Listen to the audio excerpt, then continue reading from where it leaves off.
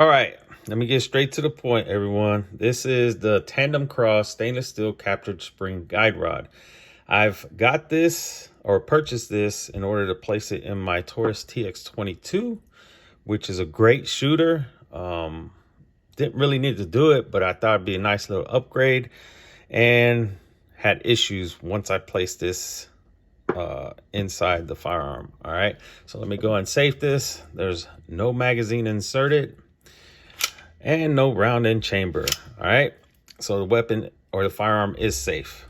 So you have to put trigger, partially charge it back, and it comes right out. All right, so this is the original, works great. So the issue is there's a rub mark that's left behind. All right, I got right now Sharpie that I placed on it, and if you, yeah, you can see it. So what I'm going to do is I'm going to place the original back in the guide rod. All right, and so I'm going to charge it back and forth. And also look, press check, release, press check, release, press check, release. No issues. It goes into full battery. All right, smooth flush finish. And even if I charge it back and slowly release it, it goes into full battery. Nothing sticking out, nothing protruding, everything flush. All right, so once again, slow release, and it goes back into full battery. Now watch what happens once I put the stainless steel guide rod in. All right, and once again, no rub mark.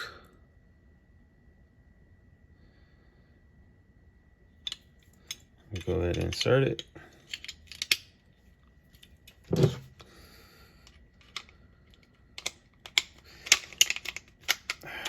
This one's a little bit more difficult because it's got this actual rubber possible buffer, I guess. And so it kind of is tight, but that's not necessarily the issue, but people have been having an issue with it because it will bulge out, and I'll show you once I take it out. So let me go ahead and see. It's not as easy to slide back. You can feel like there's some tension. It's rubbing something. So I'll charge it from back here. Feels the same from up here. Same. All right, and so check it out. Look at that. So it's not going into full battery. It's not nice and smooth. I have to tap it from behind, and it fully locks now in place. So just barely taking it back.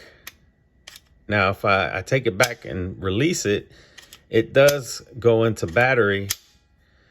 But when I was shooting it at the range, there'd be times where some of the ammo wasn't good ammo. You know how 22 ammo is, and it wouldn't go back into full battery.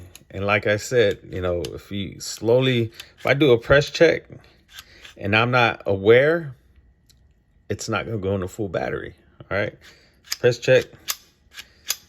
It's got just enough to where it doesn't go in place or back in place. So let's go ahead and look at this barrel now.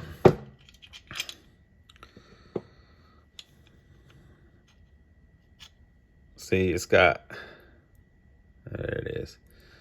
It rubbed all that Sharpie off. Not all of it, but a good portion.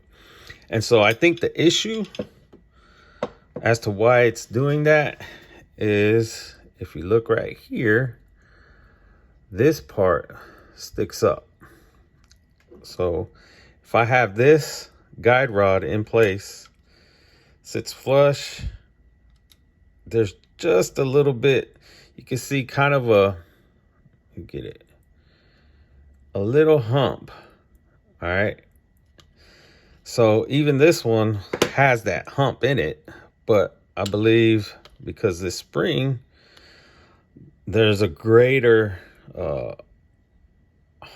hump that it causes, to where I believe that's why the spring is is actually rubbing. Let me see. There we go. So this spring is rubbing the barrel, and so I think that's the reason why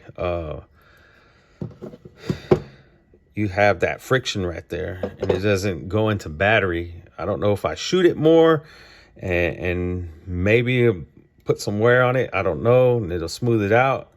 And then also what people have been having issues with is this little rubber.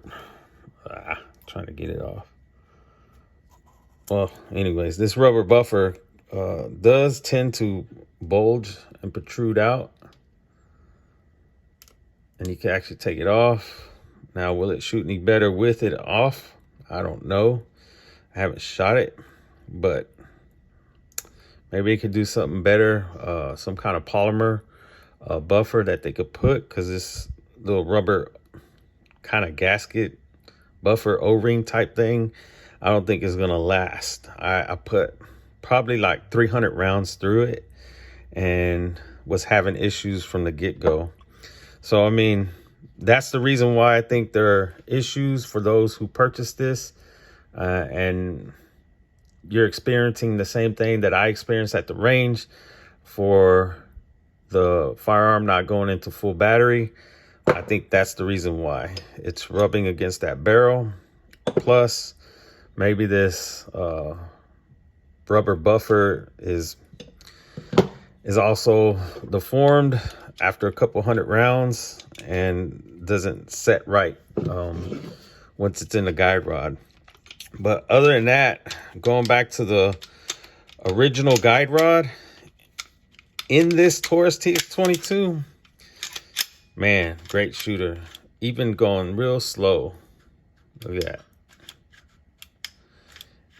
It pushes forward to where it flushes out. Slow, slow, slow. And I'm pushing back. So there's tension pushing back. And it still locks in place to where it's nice and flush. All right. So there you have it. I will be going to the range. That way you can see the difference between how it shoots with this guide rod versus the original guide rod. I also have some magazines, some new magazines, 2 or 3 new magazines that I purchased. Now, I also purchased this +5 extension from Tandemkross, and this thing works great. Adds 21 or 5 rounds more to a 16-round magazine, which gives you a total of 21 plus 1 in the chambers, 22. So I'll purchase some more +5 extensions for these 3 magazines, and I'll probably just get an extra magazine to make 6 because they come 2 to a package. And well, that's it. That's all I got for you guys. Once I get on the range and try to make a video of shooting it and see if those issues happen again, I'll put that out. All right.